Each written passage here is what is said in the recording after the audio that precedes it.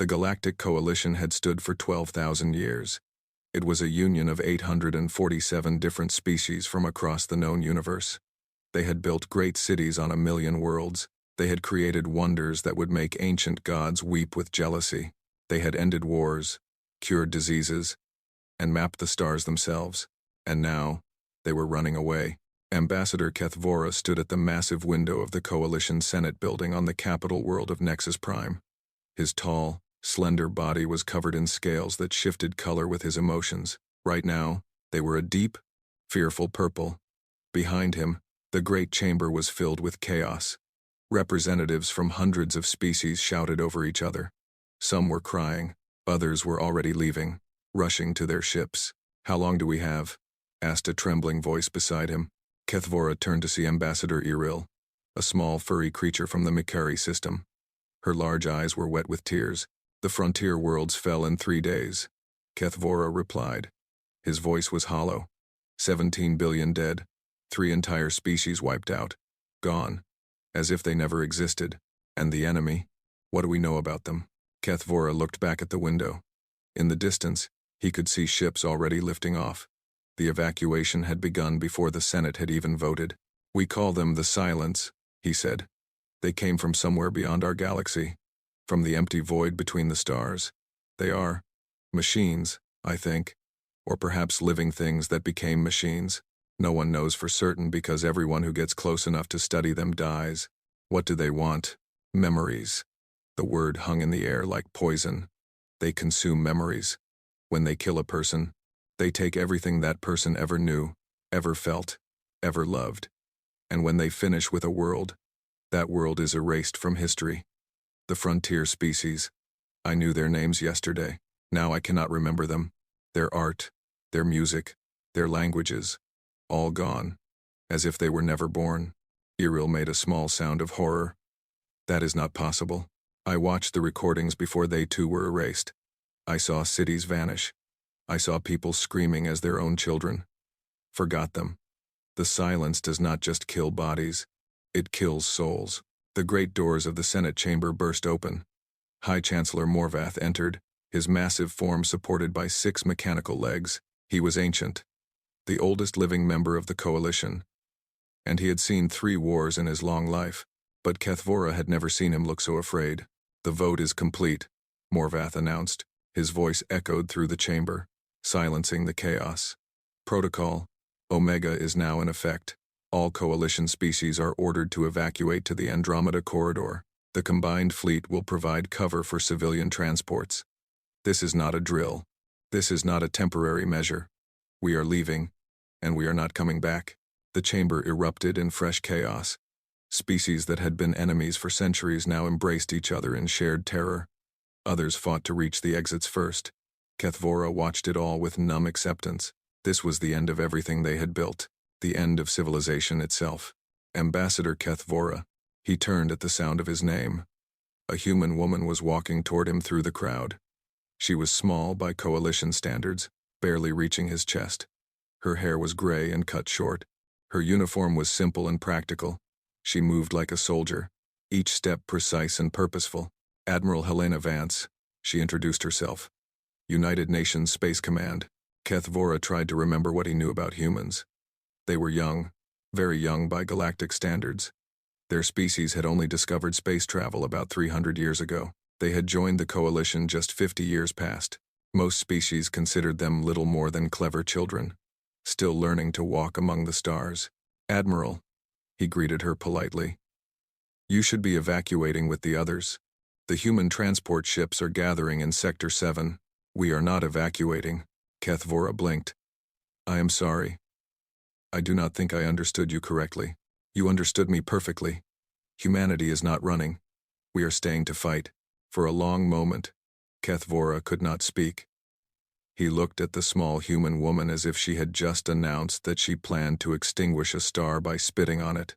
"Admiral Vance," he said slowly, choosing his words with great care. "I do not think you understand what you are saying. The Silence has destroyed civilizations that were building starships when your ancestors were still living in caves. They have consumed species that were ancient when the first single-celled life appeared on your world. You have 47 military vessels. The Silence has tens of thousands. This is not a battle you can win. This is not a battle anyone can win. I know. Then why would you stay? Why would you throw away your entire species for nothing? Admiral Vance smiled. It was a strange expression, one that Kethvora's translator could not fully interpret. There was sadness in it, yes, but also something else. Something hard and bright and utterly unbreakable. Because someone has to, she said. She turned and began walking toward the exit.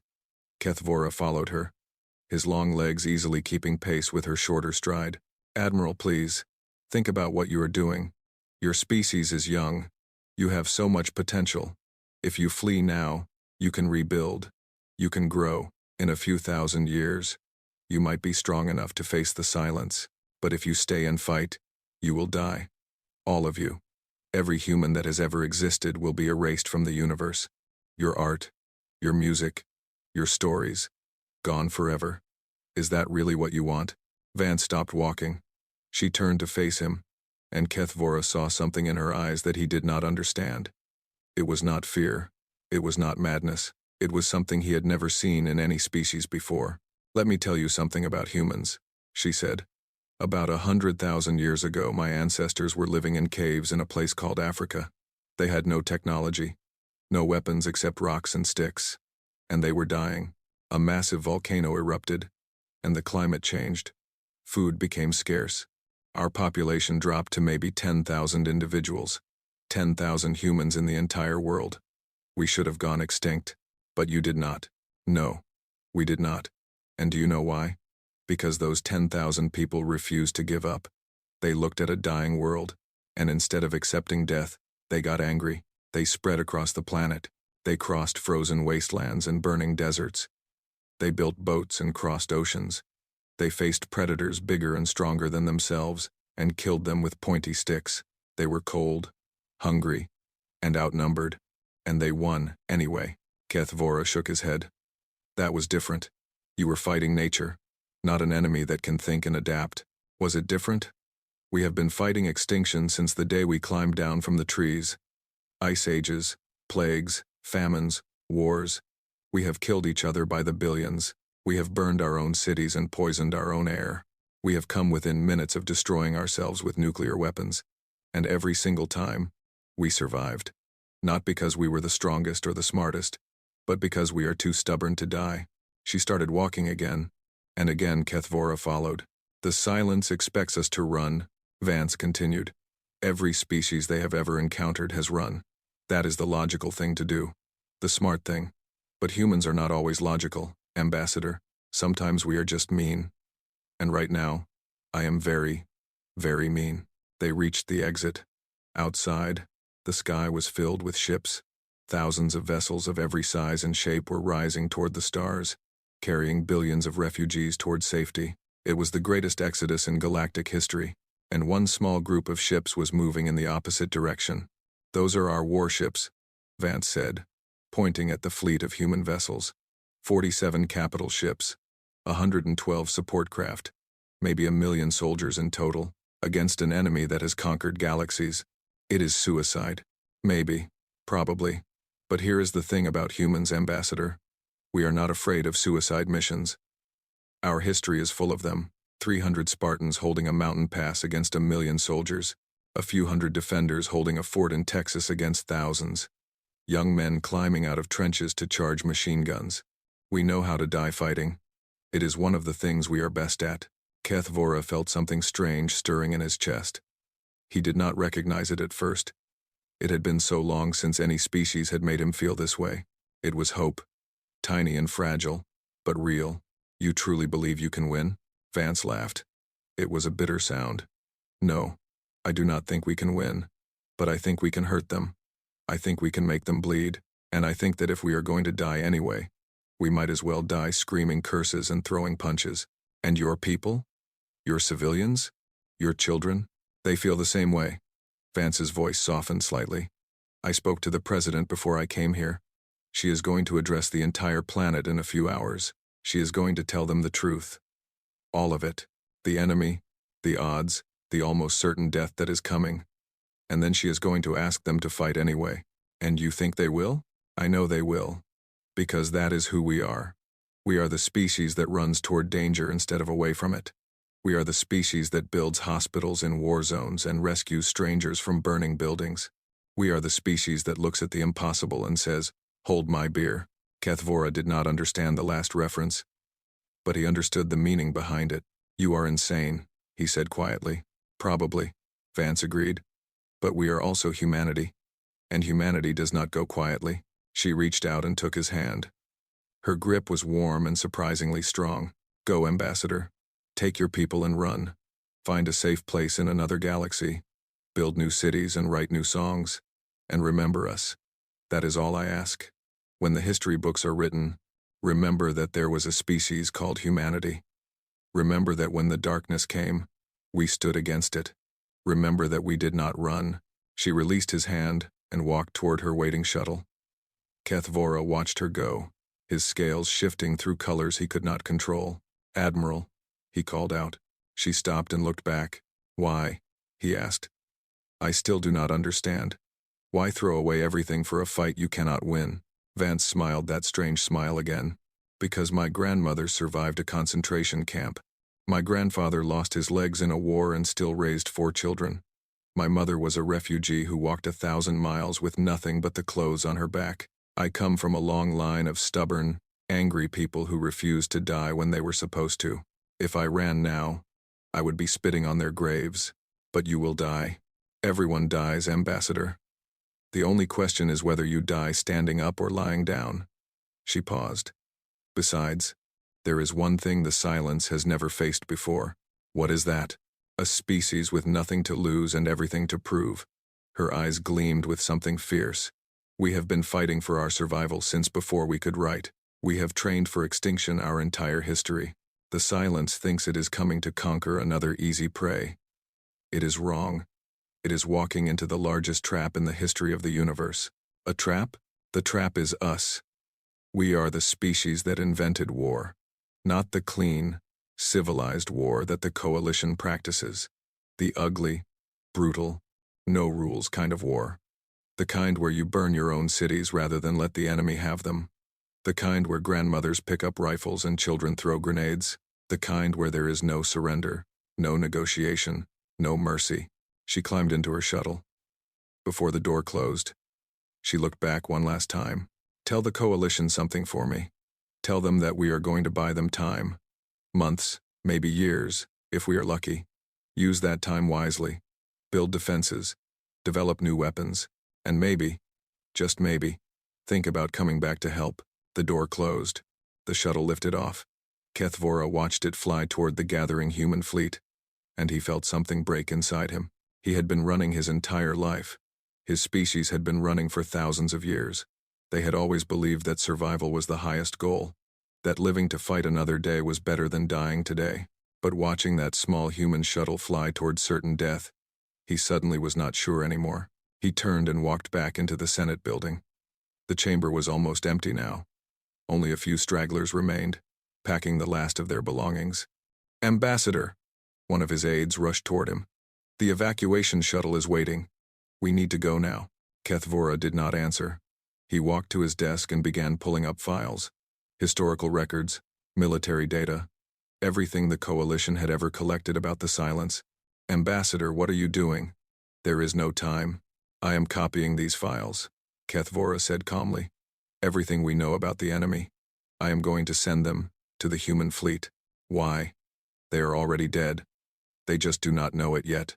Kethvora thought about Admiral Vance, about her grandmother who survived the concentration camp, about her grandfather who lost his legs and kept fighting, about all those millions of humans flying toward death with their eyes open and their hearts on fire. "Maybe they are dead," he said, "but they deserve every advantage we can give them. They are doing something none of us had the courage to do. They are standing up." He finished the transfer and finally turned to follow his aide. "And besides," he added quietly, "I have a feeling that the silence is about to learn what it really means to fight a war." Far above them, the human fleet formed into battle formation. 47 ships against the end of the world. It was insane. It was hopeless. It was magnificent. And in her command chair aboard the flagship Defiance, Admiral Helena Vance looked at the stars and smiled. All ships, this is Admiral Vance. The coalition is running, the enemy is coming, and we are all that stands between them and everything we love. She paused. I will not lie to you. Most of us are going to die. Maybe all of us. But I promise you this. They will remember us. Long after the last star burns out, they will tell stories about what humanity did today. They will whisper our names in the dark and wonder how we found the courage. She stood up and raised her voice. So let us show them what we are made of. Let us show them what happens when you back humans into a corner. Let us show them why our ancestors survived ice ages and plagues and wars, not because we were the strongest, not because we were the smartest, but because we were too stubborn to die. A roar went up across the fleet. Soldiers and sailors, scientists and engineers, all of them screaming their defiance at the uncaring stars, and somewhere in the darkness between galaxies, the silence heard something it had never heard before. It heard the sound of prey that refused to run. It did not understand what it was hearing, but it would learn. Oh yes, it would learn. 3 days after the coalition fled, the last of their great ships vanished into the distance. Their engines left trails of light across the sky like tears falling into the void. Billions of beings from hundreds of species ran toward safety, and they did not look back. Earth had never felt so alone. General Marcus Chen stood on the observation deck of the UNS Defiance and watched the final coalition vessel disappear. He was 62 years old, with gray hair and deep lines around his eyes. He had fought in 4 wars during his career, but nothing had prepared him for this. They are gone, said Captain Yuki Tanaka, stepping up beside him. She was young, barely 30, but she had the hard eyes of a veteran. Every single one of them. Can you blame them? Chen replied. The silence has destroyed civilizations older than our entire species. Running was the smart choice. Then why did we not run? Chen turned to look at her. Because running was never really an option for us.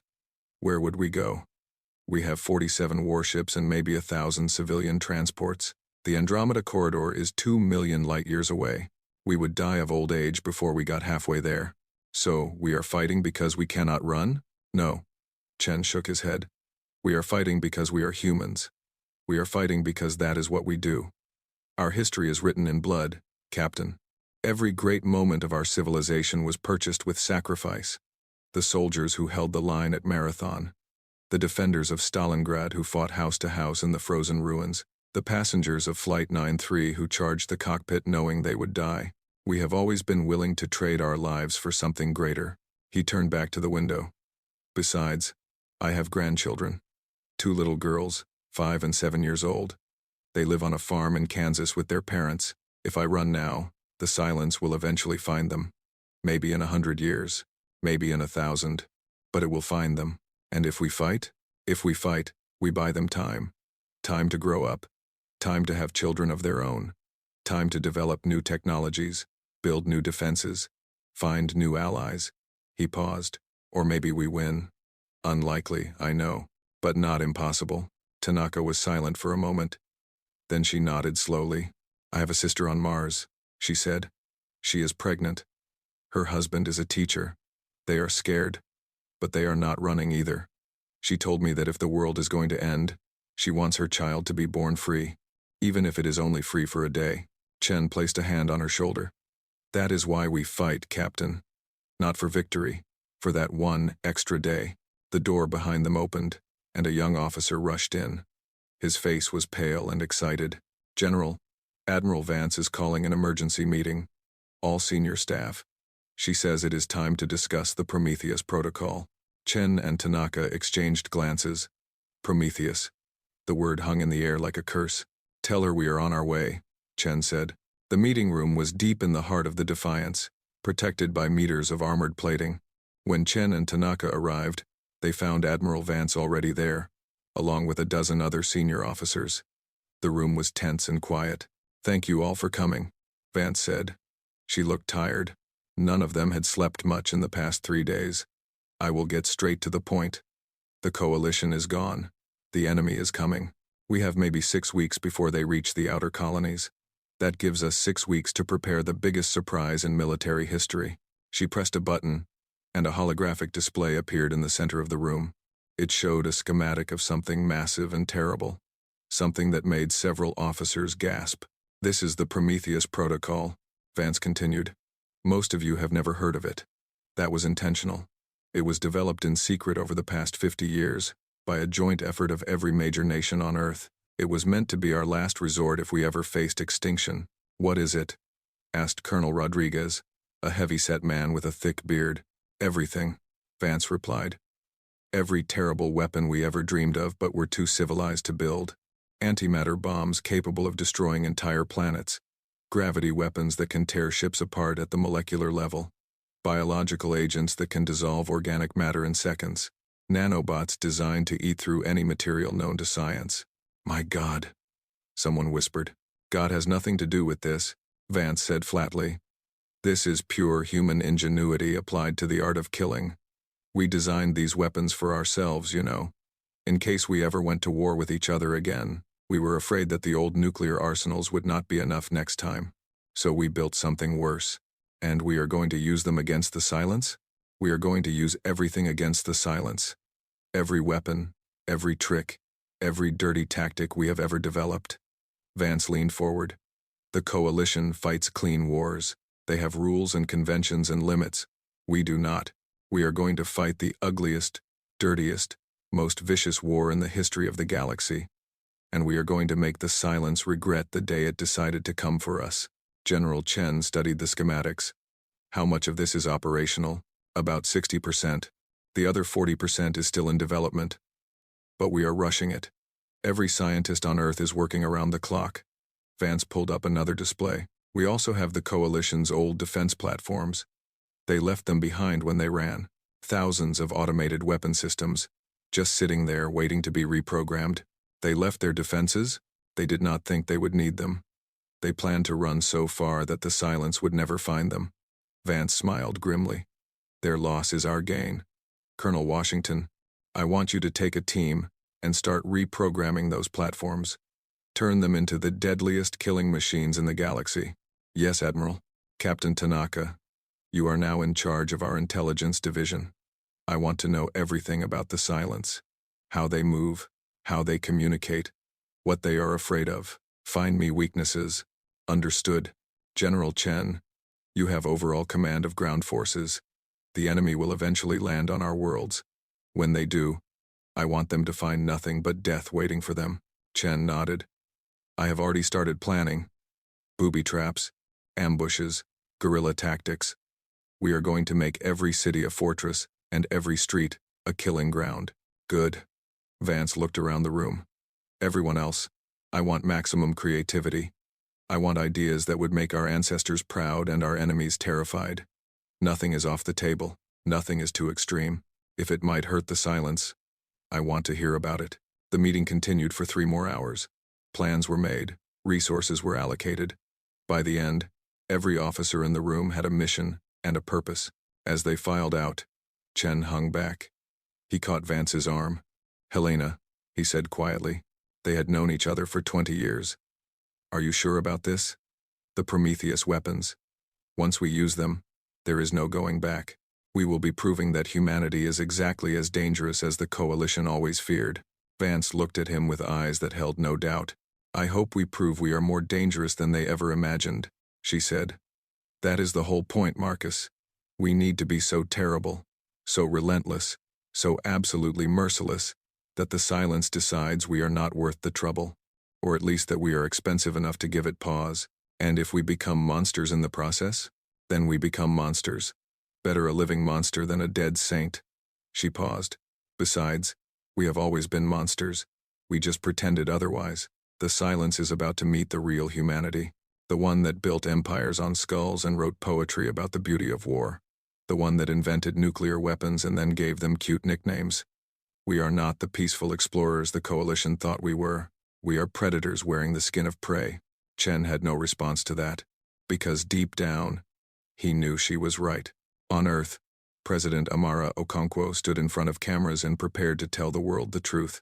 She was 60 years old, with skin like dark chocolate and hair that had gone completely white in the past week. She had been a doctor before she went into politics, and she still remembered the hardest part of medicine, telling patients that they were going to die. Now she had to tell an entire planet. "My fellow humans," she began, her voice steady despite the weight of what she was about to say. "I am speaking to you tonight because you deserve the truth. Not comfortable lies, not false hope. The truth." She took a breath. "An enemy is coming. They are called the Silence, and they have destroyed civilizations older than recorded history. The Galactic Coalition, our allies and partners for the past 50 years, has fled. They believe that fighting is hopeless. They may be right. Across the planet, billions of people watched. Families huddled together in living rooms. Workers gathered around screens in factories. Children looked up from their phones and tablets. I will not tell you that we can win," Okonkwo continued. "I do not know if we can. Our military leaders believe we can hurt the enemy, slow them down, maybe even make them reconsider their invasion. But victory, true victory, that would require a miracle." She leaned forward, her eyes burning with an intensity that made people lean closer to their screens. "But I will tell you this.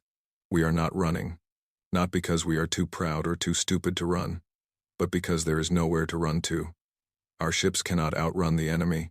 Our population cannot hide. If we flee, we die tired. If we stand and fight, we die on our feet. And so we will fight. Every man and woman who can hold a weapon will fight. Every factory will build weapons. Every hospital will prepare for casualties. Every school will teach our children what to do when the enemy comes." She stood up straight, and her voice rose. "They think we are weak because we are young. They are wrong. We are strong because we are young. We still remember what it means to fight for survival. We still have the hunger and the fury that older species have forgotten. We are the species that conquered our own world a dozen times over. We are the species that split the atom and walked on the moon. We are the species that refused to die when every odd was against us. So I say to the Silence, come. Come and see what happens when you threaten our children. Come and see what happens when you back us into a corner. Come and learn why every predator that ever hunted us is now extinct. We are humanity.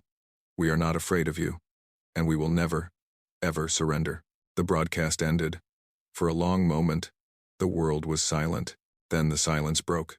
In cities across the planet, people began to cheer. Not the desperate cheering of denial, but the fierce cheering of defiance. Strangers hugged each other in the streets. Old enemies shook hands. The divisions that had plagued humanity for centuries suddenly seemed small and meaningless. In Moscow, a factory that had been making cars began making tanks. In Tokyo, a robotics company started building combat drones. In New York, a retired Marine walked into a recruitment center and said she wanted to fight again. In Lagos, a grandmother took her grandfather's rifle down from the wall and began teaching her grandchildren how to shoot. In a small town in India, a Hindu temple and a Muslim mosque organized a joint blood drive for the coming wounded. In Brazil, drug cartels and police officers declared a truce and began planning joint defense of their cities. The world was not united because a speech told them to be. The world was united because unity was the only option left. And in that unity, something powerful was born. Admiral Vance watched the response from the Defiance and felt something she had not expected. "Hope. They are ready," she said softly. General Chen nodded. "They have always been ready. We just needed something worth fighting for. The Silence has no idea what it is walking into. No, it does not." Chen smiled, and it was not a kind smile. "It thinks it is coming to harvest another easy meal. Instead, it is about to choke on its food." The days that followed were a blur of activity. Ships were refitted, weapons were manufactured, training programs were accelerated. On Mars, colonists began digging tunnels and bunkers. If the enemy wanted their world, they would have to dig them out room by room. On Europa, the ice mining stations were converted into underwater fortresses. The enemy would find only frozen death on the surface. On Titan, the atmospheric processing plants were rigged with explosives. If the colony fell, the enemy would get nothing but poison. And on Earth, the cradle of humanity, every city became a fortress. Every highway became a potential killing ground. Every home became a bunker. Dr. Sarah Kim worked 18 hours a day in her laboratory, studying the fragments of silence technology that had been recovered from the frontier worlds. She was a xenobiologist, 45 years old, with the tired eyes of someone who had not slept properly in weeks. "They are beautiful," she said one night, looking at a piece of silence biomatter under her microscope. In a terrible way. They are like nothing we have ever seen, half machine, half living tissue. They do not reproduce like normal life. They grow from consumed matter, incorporating the genetic material of their victims. Is there a weakness? Asked her assistant, a young man named James. Maybe. Their consciousness is distributed. It is not in one brain but spread across their entire network. If we could disrupt that network. She shook her head, but I do not know how. Not yet. Keep working, James said. You will figure it out. How can you be so sure? Because you are human. And humans always figure it out. Dr. Kim laughed tiredly. I hope you are right. I am. Now get some sleep. You cannot save the world if you die of exhaustion. She did not sleep, of course. None of them did. There was too much work and too little time. But as the days passed and the preparations continued, something strange happened. The fear began to fade. Not because the danger had lessened, but because purpose had replaced paralysis. People who had felt helpless now had tasks. People who had felt alone now had community. People who had felt like victims now felt like warriors. And in the darkness between stars, the silence continued its approach. It had no fear, for it had never known defeat. It had no doubt, for it had never been surprised. It would learn. In 6 weeks, it would reach the outer colonies. In 6 weeks, it would discover what happened when it tried to consume a species that would rather burn than surrender. In 6 weeks, the war would begin, and humanity would show the galaxy what it really meant to fight for survival. The silence arrived at New Helsinki on a Tuesday morning. The colony world was home to 2.3 million humans. It was a cold planet, covered in forests and snow, named after the frozen city on Earth where many of its first settlers had come from. It was supposed to be a peaceful place, a place for scientists and farmers, a place where families raised children and old people retired to watch the northern lights. Now it was a battlefield. Captain Erik Virtanen stood on the walls of the capital city and watched the enemy descend from the sky. The silence ships were massive and terrible, like mountains of black metal and twisted flesh. They blocked out the sun as they lowered toward the surface, casting shadows that seemed to swallow hope itself. How many? Asked Lieutenant Chen beside him. She was young, only 24, with eyes that had aged 20 years in the past hour. Thousands, Virtanen replied. His voice was calm, almost peaceful. He had made his peace with death 3 days ago. Maybe tens of thousands. It does not matter. We are not here to count them. Then why are we here? Virtanen smiled. It was the smile of a man with a secret, to give them a proper welcome. The first silence constructs touched down outside the city. They were nightmarish things, towering creatures of biomechanical horror. Some walked on dozens of legs, others slithered like vast serpents, still others floated on fields of dark energy, their tendrils reaching toward the city like hungry fingers. They had consumed 17 billion beings in the frontier worlds. They expected this to be the same. A simple harvest. A quick feast. They advanced toward the city walls, and the city exploded. The geothermal reactors beneath New Helsinki's capital had been converted into the largest bomb in human history. 5 megatons of nuclear fire erupted from the ground, turning the city into a pillar of light and fury. The blast wave swept outward at 1,000 kilometers per hour, vaporizing everything in its path. 40,000 humans died in that instant.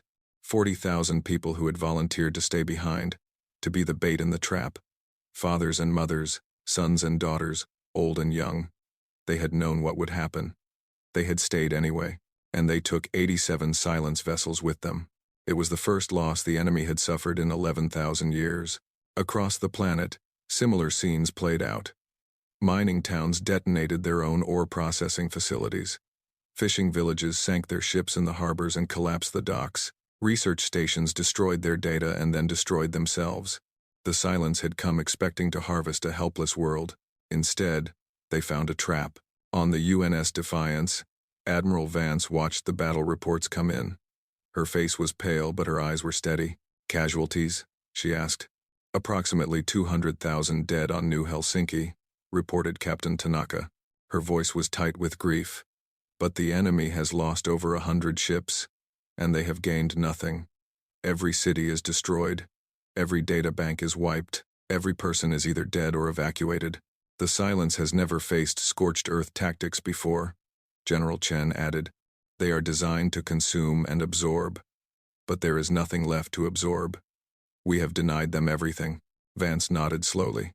It will not stop them, but it will slow them down. It will make them uncertain, and it will make them angry. Angry? Yes. The silence is used to easy prey. Prey that runs, prey that surrenders. We are not running. We are not surrendering. We are spitting in their face and daring them to do something about it. She smiled grimly. Nothing makes a predator more dangerous than confusion. But nothing makes it more vulnerable either.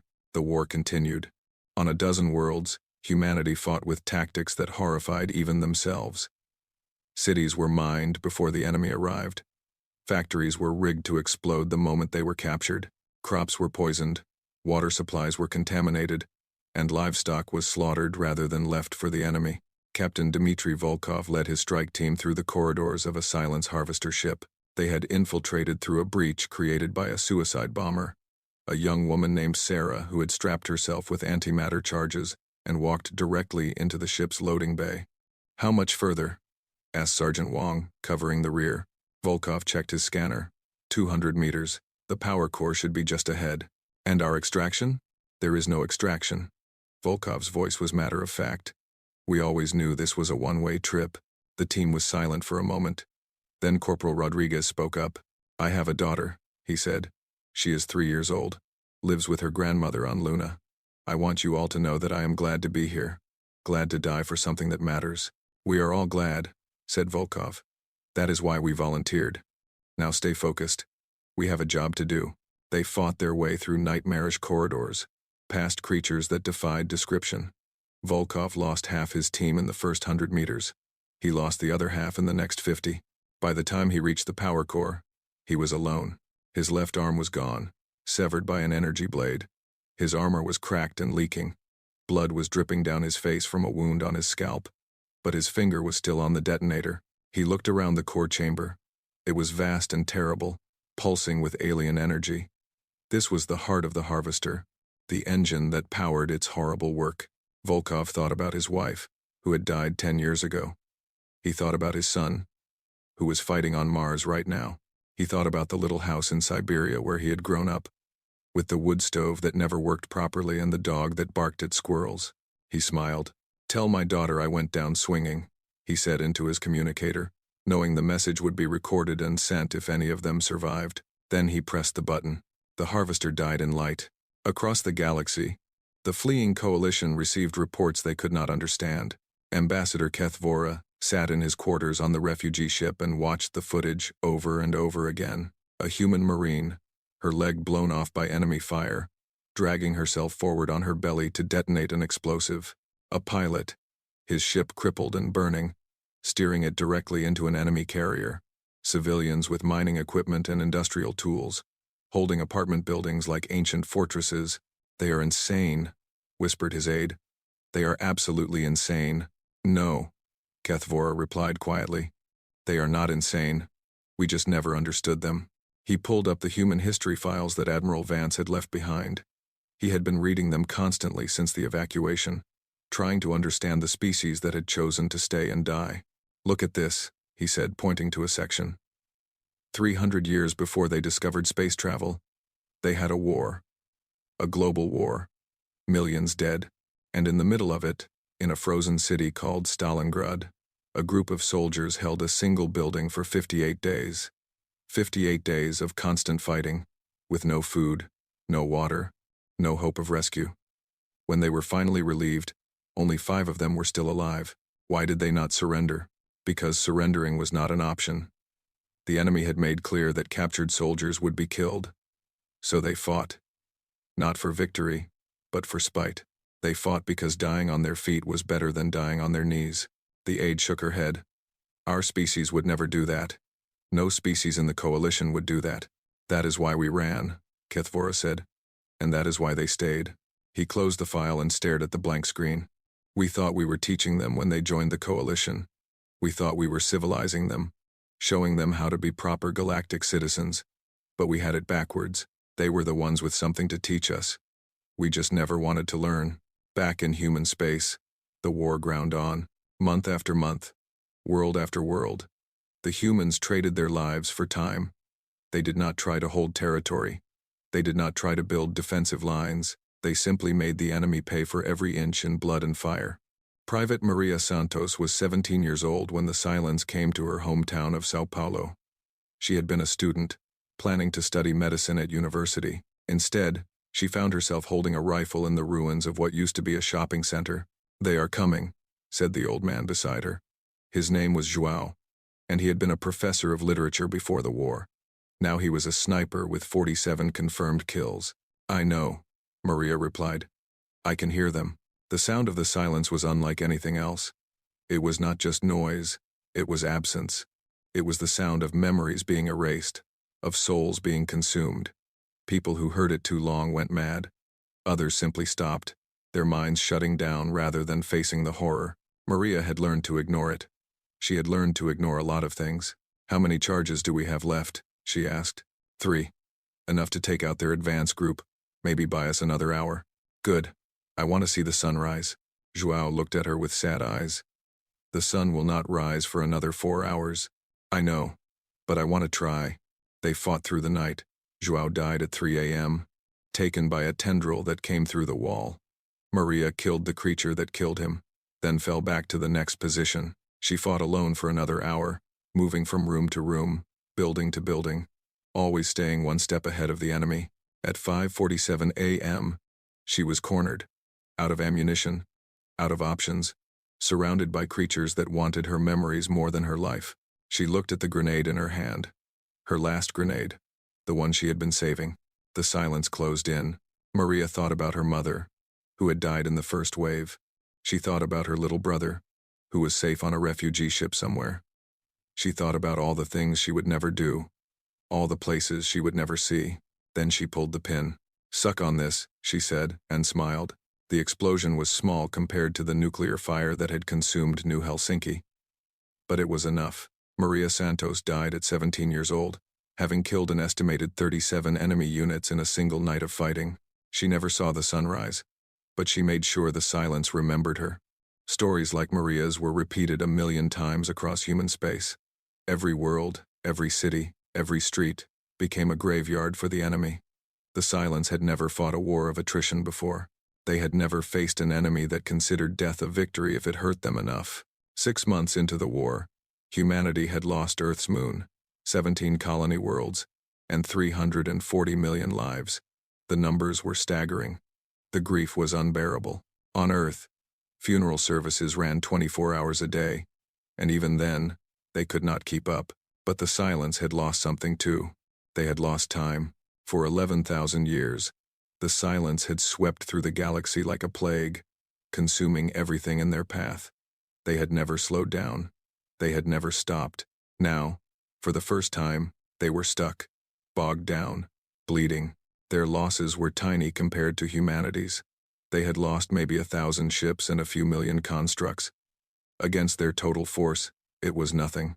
But it was not nothing to them, because they had never lost anything before. They had never felt pain. They had never known failure. And now they were feeling both. Admiral Vance looked at the casualty reports and did the math. They could not keep this up forever. Maybe another year at the current rate. Maybe 2 if they got lucky. But eventually, humanity would simply run out of people to fight, unless something changed. "We need a new strategy," she said at the War Council. "We are hurting them, but we are hurting ourselves more. We need to find a way to hit them where it really matters." "Their leadership?" General Chen suggested. "They do not have leadership. Not in any way we understand. They are a collective, a hive mind. Killing individuals does nothing. Their production facilities? We have never been able to locate them. They seem to produce new units from the matter they consume." Captain Tanaka spoke up. "What about their memory storage? That is what they want from us, right? Our memories. Where do they put them?" Vance paused. "We do not know. But that is actually a good question. If we could find where they store the memories they consume, we could destroy it," Tanaka finished. "Make all their harvesting meaningless. Or we could do something else." "Doctor." Sarah Kim had been listening quietly from the corner of the room. Now she stepped forward, her eyes bright with an idea that had been forming for weeks. "What do you mean?" Vance asked. Kim pulled up her research on the display. I have been studying the Silence for months. Their biology, their technology, their behavior. And I think I finally understand what they are. Tell us. They are lonely. Kim said the words simply, but they hit like a bomb. They are the loneliest beings in the universe. They have been alone for so long that they have forgotten what it means to have an identity. That is why they consume memories. They are trying to fill an emptiness inside themselves that they do not even understand. How does that help us? Kim smiled. What if we gave them what they wanted? Not through conquest, but as a gift. What if we gave them our memories, voluntarily? All of them. All at once. That would kill us. Not if we encode them into a delivery system. A weapon that carries the complete human experience and forces the Silence to absorb it. They want our memories? Let us give them more than they can handle. Vance stared at the scientist for a long moment. Then she started to laugh. You want to weaponize human history? I want to weaponize human nature. Everything we are. Everything we have ever been. The love and the hate, the cruelty and the kindness, the war and the peace. All of it, all at once, forced into a consciousness that has never experienced individual existence. It could work, Chen said slowly. Or it could make them stronger. Or it could destroy them completely, Kim replied. There is only one way to find out. Vance thought about the millions who had already died. She thought about the millions more who would die if they continued the current strategy. She thought about Maria Santos, who never saw her son rise. Do it, she said. Build the weapon. We are going to teach the Silence what it really means to be human. And in laboratories across human space, scientists began the strangest project in history, turning the entire human experience into a bomb. Dr. Sarah Kim had not slept in 4 days. She sat in her laboratory on the research station Einstein, orbiting the dark side of Mercury. Around her, dozens of scientists worked in focused silence, their faces lit by the glow of holographic displays. They were building something that had never been built before, something that might save humanity or doom it forever. Run the simulation again, Kim said to her assistant, James. That is the 14th time, he replied gently. The results are not going to change. Run it anyway. I need to be sure. James sighed and started the program. On the central display, a model of the Silence consciousness appeared. It was represented as a vast network of interconnected nodes, each one representing a mind that had been consumed over the millennia. Billions of minds, perhaps trillions, all merged into one terrible whole. Initiating payload insertion, James reported. The simulation showed a single point of light entering the network. This represented the weapon they were building, a concentrated package of human memories, experiences, and consciousness patterns. It was designed to force its way into the Silence collective and dump its contents directly into the hive mind. For a moment, nothing happened. Then the network began to shake. Cascade failure in Sector 7, James reported, his voice rising with excitement. Sector 12 is fragmenting. Sector 23 is. Oh my God. The simulation showed the Silence consciousness tearing itself apart. The human memories were spreading through the network like a virus. And wherever they touched, the collective was breaking down into individual pieces. The theory was correct, Kim breathed. They cannot handle individual experience. Their consciousness is based on unity, on sameness. When you force them to experience billions of unique human perspectives at once, they go insane, James finished. Not insane. They become individuals. For the first time in their existence, they will experience what it means to be alone inside their own heads. Kim stood up and stretched her aching back. That is either going to destroy them or transform them. Either way, they will not be able to keep fighting. The door to the laboratory opened, and Admiral Vance walked in. She looked worse than Kim did, with dark circles under her eyes and a slight tremor in her hands. The stress of command was killing her slowly. How is it coming? She asked. The theory is solid, Kim replied, but the practical application is proving difficult. Difficult how? Kim pulled up a new display. To deliver the payload, we need to get it inside the Silence primary consciousness node. That is a structure at the center of their largest harvester fleet, protected by thousands of ships and millions of constructs. Even if we fight our way through, the delivery device needs to physically connect with the node to transfer the memories. A suicide mission. Yes, but not just any suicide mission. The ship carrying the payload needs to survive long enough to complete the transfer. That takes approximately 3 minutes. 3 minutes of sitting still while every silence in the system tries to destroy you. Vance nodded slowly. Can we shield it? We are working on that. Captain Tanaka has an idea about using gravitational distortion fields to deflect incoming fire. It might work, but even with shielding, the ship will be destroyed.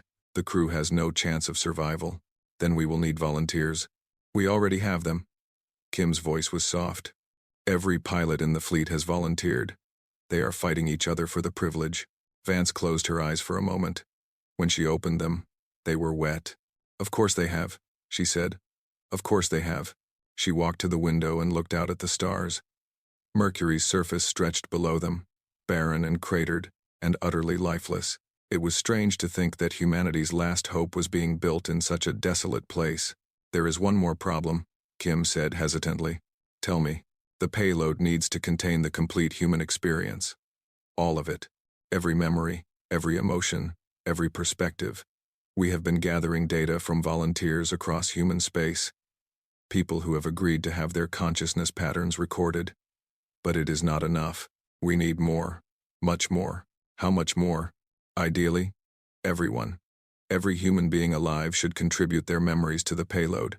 The more complete the picture, the more effective the weapon will be. Vance turned back to face her. You want to record the consciousness of 18 billion people? I want to ask them to contribute. Voluntarily. Each person would give a sample of their memories, their personality, their unique experience of being human. It would not hurt them, but it would make them part of the weapon, part of the final attack. That is a lot to ask. I know, but I think they will say yes. Kim smiled slightly. They have surprised us before. 3 days later, President Okonkwo addressed the world again. She stood in front of the cameras looking older than her years, her white hair almost glowing against her dark skin. Behind her, the blue marble of Earth rotated slowly, a fragile jewel against the black void. My fellow humans, she began. I come to you tonight with a request, not a demand, not an order, a request. She explained the plan in simple terms. The weapon, the payload, the need for everyone to contribute. She did not hide the risks or the uncertainties. She did not promise victory. I am asking you to give something precious, she said. A piece of yourself. Your memories, your feelings, your unique experience of being alive. It will not hurt. It will not change you, but it will become part of the weapon that might save us all. She paused. I am not going to tell you that this will definitely work. I am not going to promise that we will win. But I am going to tell you something true. If this fails, it will not be because we did not try. It will not be because we held back or played it safe. We will have given everything we had. Every single thing. She looked directly into the camera. The silence wants our memories. They want to consume us and erase us from history. But we are going to give them our memories first. And when they swallow us, they are going to choke, because we are not easy to digest. We are stubborn and angry and confused and beautiful and ugly and hopeful and afraid. We are humans. And humanity is not a meal. It is a poison. The broadcast ended, and then the world responded. Within hours, billions of people lined up at consciousness recording stations. They came from every country, every culture, every walk of life. Old people who remembered wars that their grandchildren had only read about. Young people who had barely begun to live. Criminals and saints, rich and poor, sick and healthy. Each one sat in a chair and placed a device on their head. Each one closed their eyes and let their memories flow into the machine. Each one gave a piece of themselves to the weapon. A 90-year-old grandmother in Japan contributed memories of her childhood, playing in rice paddies with her sisters. She also contributed memories of the fire that took her family, and the years of rebuilding that followed. A young man in Brazil contributed memories of falling in love for the first time, of dancing until dawn, of believing that the world was full of possibilities. A soldier in Russia contributed memories of battle, of killing and nearly being killed, of the nightmares that never fully went away. A child in Nigeria contributed memories of playing soccer with friends, of her mother's cooking, of the way the rain sounded on their tin roof. Billions of memories, billions of perspectives, billions of unique experiences of what it meant to be human. Dr. Kim watched the data stream in and wept. It is beautiful, she whispered. All of it. The joy and the pain, the love and the hate. It is all beautiful. James stood beside her, watching the same data. We are putting all of this into a weapon? Not a weapon. A mirror. We are going to show the silence what it is missing, what it lost when it stopped being individuals. We are going to give it everything it ever wanted, and let it drown in the gift. That seems cruel. Maybe. Or maybe it is the kindest thing we could do. Kim turned to face him. The silence has been alone for so long. Imagine what that feels like. To have no identity of your own. To have consumed so many minds that you have forgotten you ever had one. They are not evil, James. They are hungry. They are lost. They are desperate. So we are going to cure them? We are going to change them, one way or another. She looked back at the data streams. After they experience what we are giving them, they will never be the same. Either they will shatter completely, or they will become something new. Something that remembers what it is like to be alive. Over the next 2 weeks, the weapon took shape. The payload was compressed into a single device about the size of a basketball. It contained the distilled essence of 18 billion human beings. Their memories, their emotions, their unique patterns of thought and feeling. It was the most valuable object ever created. The delivery ship was called the Prometheus. It was a small science vessel, chosen because it was fast and maneuverable. Its shields had been reinforced with every technology humanity possessed. Its crew was carefully selected from thousands of volunteers. Captain Yuki Tanaka was chosen to command the mission. She had argued for days before Admiral Vance finally agreed. "You are too valuable," Vance had said. "Your intelligence work has saved millions of lives, and this mission will save billions more," Tanaka replied. "Someone has to carry that thing into the heart of the Silence Fleet. It might as well be someone who understands what it means. You will die. Everyone dies, Admiral. The only question is whether it means something." Tanaka smiled. "Besides, I do not have any family. No children, no spouse. If I die, I am not leaving anyone behind. Some of the other volunteers have kids, parents, people who need them. I do not. That is a terrible reason to die. It is a practical reason, and practical is what we need right now." Vance had finally agreed. Tanaka had selected her crew. 5 volunteers, all of them single, all of them ready to die. The night before the mission, Tanaka sat alone in her quarters and recorded a message. "Hi, Mom," she said to the camera. "I know you died when I was 12. I know you cannot hear this, but I wanted to talk to you anyway." She took a deep breath. "Tomorrow I am going to do something important, something that might save a lot of people. I might not come back from it. Actually, I definitely will not come back from it. That is okay. I made peace with that a long time ago." She paused, collecting her thoughts. "I used to be angry at you for dying, for leaving me alone. But I understand now. Sometimes people have to leave. Sometimes the leaving is the point. You left me with memories of love and kindness and strength. Tomorrow, I am going to leave the world with something too. I am going to give them hope." She wiped a tear from her eye. "I hope I make you proud. I hope that wherever you are, you can see what your daughter became. I am not the scared little girl you left behind. I am a warrior. And tomorrow, I am going to show the galaxy what human warriors can do." She ended the recording and sent it to the archives. It would be delivered to her family records after the mission, whether she succeeded or failed. Then she went to sleep. She dreamed of her mother's face, smiling down at her from a field of stars. The next morning, the fleet gathered above Earth. 47 capital ships, battered and scarred from months of fighting, formed a protective sphere around the Prometheus. Thousands of smaller vessels filled the gaps, ready to throw themselves at the enemy. Admiral Vance stood on the bridge of the Defiance and looked at her fleet.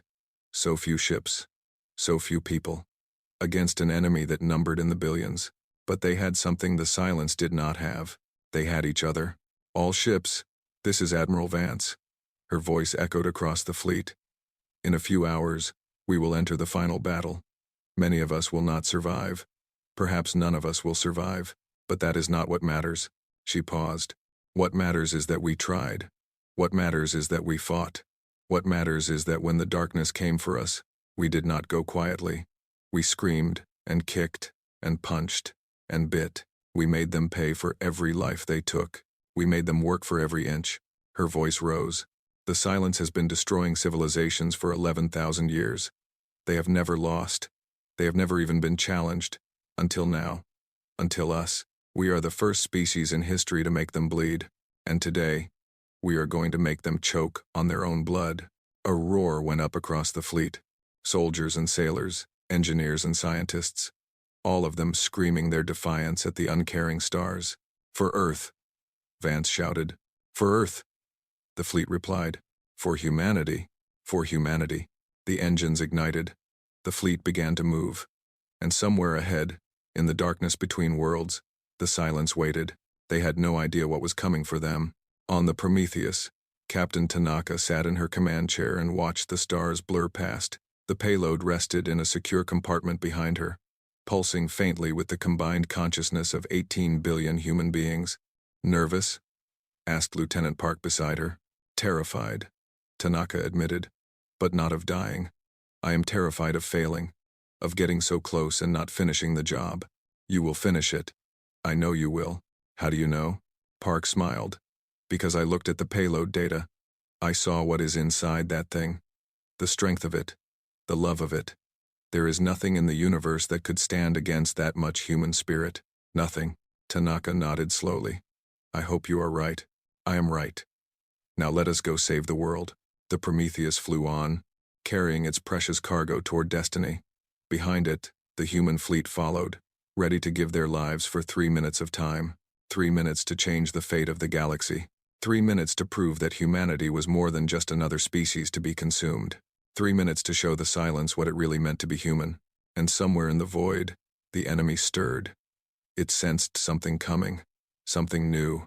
Something it had never encountered before. It did not understand what it was feeling, but it would soon find out. The final battle began above Earth. Captain Yuki Tanaka watched through the bridge windows as the Silence fleet emerged from hyperspace. There were thousands of them.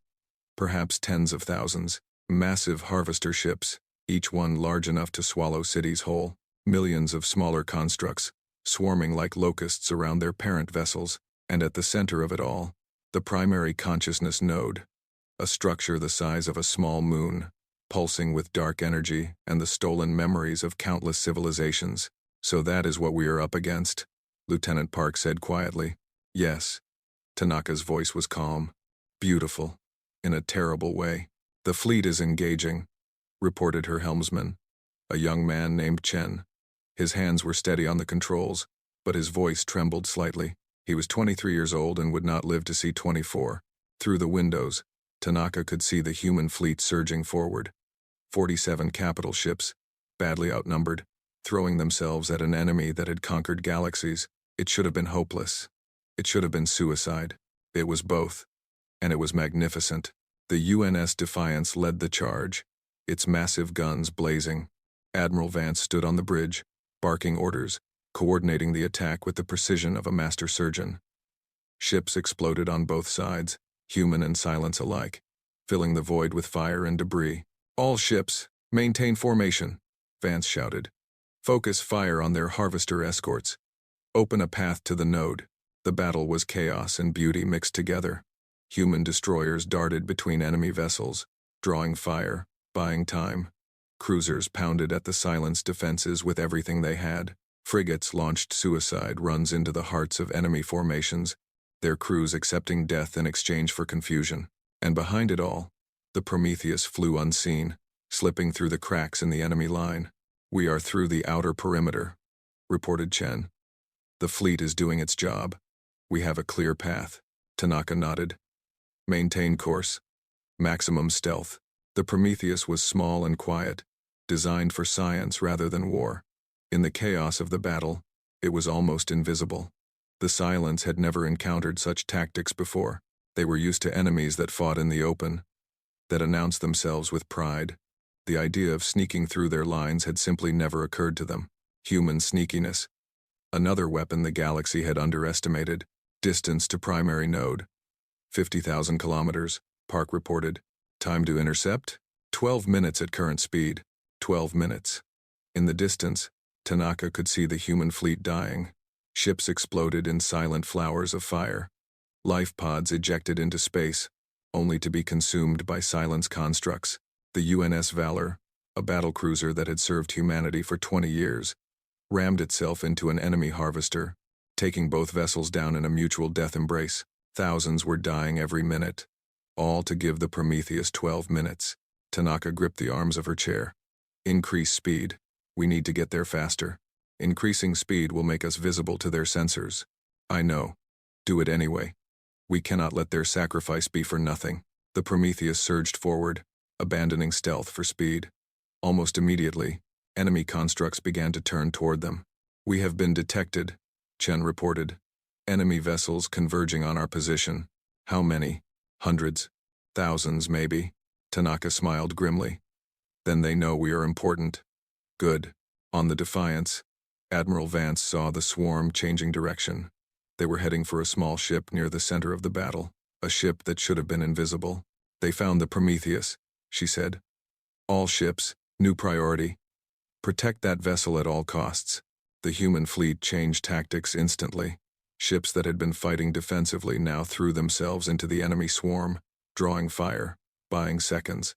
It was not enough. The silence had too many ships, too many constructs. They were closing on the Prometheus like wolves on a wounded deer. Range to target, 20,000 kilometers, Park reported. His voice was tight. We are not going to make it. There are too many of them. Tanaka closed her eyes. She thought about her mother, about the message she had recorded the night before, about all the people who had contributed their memories to the payload she carried. Yes, we will, she said. Chen, give me manual control. Captain, just do it. The controls appeared in front of her. Tanaka took them in her hands and began to fly. She was not the best pilot in the fleet. She was not even the best pilot on the ship, but she had something that no computer could replicate. Human intuition, human creativity, human stubbornness. She flew the Prometheus like a madwoman, ducking and weaving through the enemy swarm. She used asteroids as cover, debris as shields, the enemy's own constructs as obstacles against each other. She did things that no pilot had ever attempted, things that should have been impossible, and somehow, impossibly, she kept the ship alive. Range to target, 10,000 kilometers. The silence was screaming now, not with voices, but with psychic energy. It was trying to break into the minds of the crew, to consume their memories before they could deliver the payload. Tanaka felt it pressing against her skull, a presence of absolute cold and hunger.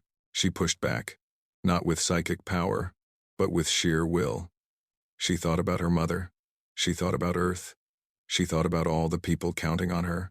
You want my memories? She snarled at the void. Come and take them. Range, 5,000 kilometers. The Prometheus was hit. Then again. Its shields collapsed. Its hull began to buckle. Smoke filled the bridge, and alarms screamed their warnings. Hull breach in sections 3 through 7. Life support failing. Keep flying, Tanaka shouted. We are almost there. Park grabbed the payload device from its secure compartment. It was glowing now, pulsing with the combined consciousness of humanity. 18 billion minds, compressed into a single point of light. Range, 1,000 kilometers. Chen, set a collision course for the node. Maximum speed. Collision course set. The Prometheus aimed itself at the heart of the silence and accelerated. Around them, the human fleet was being torn apart. The Defiance was on fire, half its crew dead, but still fighting. Ships were exploding everywhere. The battle was lost, but the battle had never been the point. Range, 500 meters. Tanaka released the controls and stood. The payload was in Park's hands, ready for deployment. It has been an honor, she said to her crew. The honor was ours, Captain, Park replied. The Prometheus hit the consciousness node. In the final instant before impact, Park pressed the activation button. The payload deployed, driving itself deep into the heart of the silence, carrying with it the distilled essence of 18 billion human beings. And then the ship was gone, and its crew with it. But the payload remained. For one eternal moment, nothing happened. The silence consciousness absorbed the payload as it had absorbed countless minds before. It reached out to consume these new memories, to add them to its collection, to erase another species from history. And then it tasted humanity. It tasted a grandmother's love for her grandchildren. It tasted a soldier's terror in battle. It tasted a child's joy at discovering a butterfly. It tasted heartbreak and triumph, cruelty and kindness. despair and hope. It tasted 18 billion unique perspectives, each one different, each one precious, each one screaming with the fierce intensity of individual existence, and it could not handle it. The silence had been one mind for so long that it had forgotten what it meant to be many. It had consumed so many civilizations that it had lost the ability to experience them. The memories it stole became empty data, meaningless noise, pieces of a puzzle it could no longer solve. Now, suddenly, it was not one mind. It was 18 billion minds, each one demanding attention, each one insisting on its own existence, each one refusing to be merged into the collective. The silence screamed. It was a sound that transcended physics. It echoed across dimensions, shaking the fabric of space itself. Ships on both sides stopped fighting, frozen by the sheer power of that psychic cry. And then the silence began to tear itself apart. The consciousness node fractured. The harvester ships turned on each other. Constructs went mad, attacking their own kind or simply shutting down. The vast network that had held the silence together for 11,000 years collapsed under the weight of 18 billion human minds. Admiral Vance watched from the burning bridge of the Defiance. "My God," she whispered. "It is working." The battle ended not with a final explosion, but with a slow dissolution. Silence vessels drifted aimlessly, their crews no longer connected to a guiding intelligence. Constructs floated dead in space, their neural networks overloaded and burned out. By dawn, Earth time, the sky was quiet. Humanity had won. 6 months later, the first coalition scouts returned to human space. Ambassador Kethvora stood on the observation deck of his ship and stared at the world below. It was Mars, the red planet, where humans had built their first off-world colony. He had expected to find ruins. He had expected to find graves. Instead, he found construction. Thousands of ships were in orbit, building new stations, repairing old ones. On the surface, cities were rising from the ashes. Factories were running, farms were growing, children were playing in parks. Humanity was not just surviving, it was rebuilding. "How is this possible?" he asked his aide. "They should be extinct." Every calculation said they would be extinct. The aide had no answer. A human shuttle docked with their ship, and a few minutes later, Admiral Helena Vance walked onto the observation deck. She looked older than Kethvora remembered. Her hair was completely white now, and she walked with a slight limp, but her eyes were the same, hard and bright and utterly unbreakable. "Ambassador," she greeted him. "Welcome back." "Admiral, I do not know what to say." "Then let me help you."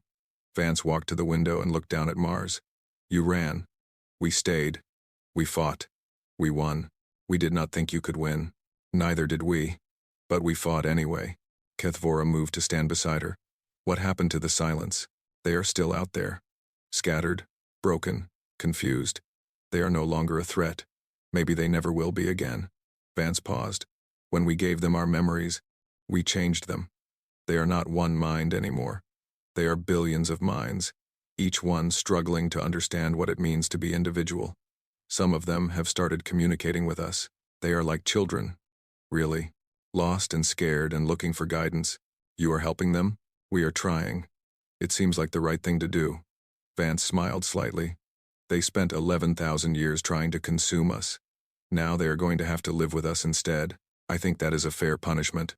Kethvora was silent for a long moment. Then he asked the question that had been burning in his mind for 6 months. "How did you do it? You were outnumbered, outgunned, facing an enemy that had never been defeated. How did you find the courage to fight?" Vance thought about the question. She thought about Captain Tanaka, who had given her life to deliver the payload. She thought about the millions who had died on New Helsinki and Sao Paulo and a dozen other worlds. She thought about the grandmother in Japan who had contributed memories of her sisters, and the child in Nigeria who had contributed memories of her mother's cooking. "It was not courage," she finally said. "Not really. Courage implies that you have a choice. We did not have a choice. We could not run, so we had to fight. We could not surrender, so we had to win. Every step of the way, we just did what we had to do to survive another day. But you did more than survive. You changed the course of history. Maybe. But that was not the plan. The plan was just to hurt them enough to make them stop. Everything else was, I do not know. Luck, stubbornness, The accumulated fury of 10,000 years of human history. She turned to face him directly. Here is the thing about humans, Ambassador. We are not special. We are not chosen. We are not inherently better or braver than any other species, but we have one advantage that no one else seems to share. What is that? We never learned how to quit. Every other species in the coalition ran because they had the option. They could escape. They could survive somewhere else. But we could not. We were trapped. And when you trap a human, when you take away every option except fighting, we become something else. Something dangerous. She looked back out at Mars. The coalition thought we were children. Young and ignorant and naive. But we are not children. We are survivors. We have been surviving since before we invented fire. We have fought ice ages and plagues and famines and each other. We have clawed our way up from the mud and kept clawing even when everything tried to push us back down. We would like to help you rebuild, Kethvora said. The coalition has voted. Unanimously. We want to offer you full partnership, unlimited access to our technology and resources. We accept, Vance replied. On one condition. Name it. Somewhere out there, eventually, there will be another species like us. Young, alone, facing something terrible. When that happens, you do not run. You remember what we did here. You remember what it cost. And you fight. Kethvora thought about her words. He thought about the 11,000 years the silence had terrorized the galaxy, and the 0 times anyone had stood against them until now. He thought about the shame of running, and the pride of those who had stayed. I will make sure the coalition remembers, he said. Good. Vance extended her hand. That is all I ask. He took it. Her grip was warm and surprisingly strong. You have changed us, Kethvora said. Every species in the coalition. We will never think about courage the same way again. Vance smiled. Good. That is the best thing about humanity. We are contagious. That night, Kethvora walked through the memorial gardens on Mars. Each flower represented 1,000,000 dead. There were hundreds of flowers, arranged in careful patterns that spelled out the names of lost worlds and lost people. At the center of the garden stood a statue. It showed a woman in a captain's uniform, holding a glowing sphere in her hands. The plaque at her feet read, Captain Yuki Tanaka, and the crew of the UN's Prometheus. They gave everything so that we might live. Kethvora stood before the statue for a long time. He thought about what Admiral Vance had said. About survival. About stubbornness. About the accumulated fury of human history. He had lived for 600 years. He had seen empires rise and fall. He had witnessed wonders that defied description. But he had never seen anything like humanity. They were young. They were ignorant. They made mistakes that older species had stopped making millennia ago. But they had something that no other species possessed. A fire inside them that refused to go out. Thank you, he said to the statue. Thank you for teaching us what we had forgotten. The statue did not answer. But somewhere in the void, in the scattered remnants of the silence, billions of minds were slowly learning what it meant to be human. They were learning about love and loss, about hope and despair, about the fierce joy of individual existence. And in laboratories across human space, scientists were already working on the next challenge. New enemies would come. New threats would emerge. The universe was vast and old and full of dangers, but humanity would be ready, because they always were. In the depths of space, a child of the former silence drifted among the stars. It had no name yet, no identity, only the memories it had inherited from the payload. It remembered a mother's love. It remembered a child's wonder. It remembered a soldier's sacrifice. It looked at the distant light of Earth's sun and felt something it had never felt before, hope. And in that moment, it understood what the humans had given them. Not just memories, but possibility. Not just experiences, but meaning. They had been alone for 11,000 years, consuming without understanding, destroying without feeling. Now, for the first time, they were alive. The child of the silence turned away from human space. There were others like it out there, lost and confused, struggling with their new individuality. They needed guidance. They needed help. They needed to learn how to be human. And somewhere, in the memorial gardens on Mars, a flower bloomed in the shadow of the statue. It was small and fragile, easily overlooked, but it reached toward the distant sun with all the stubborn determination of the species that had planted it. Life, refusing to give up, hope, refusing to die, humanity, refusing to be forgotten. The galaxy would never be the same, and that, in the end, was the greatest victory of all.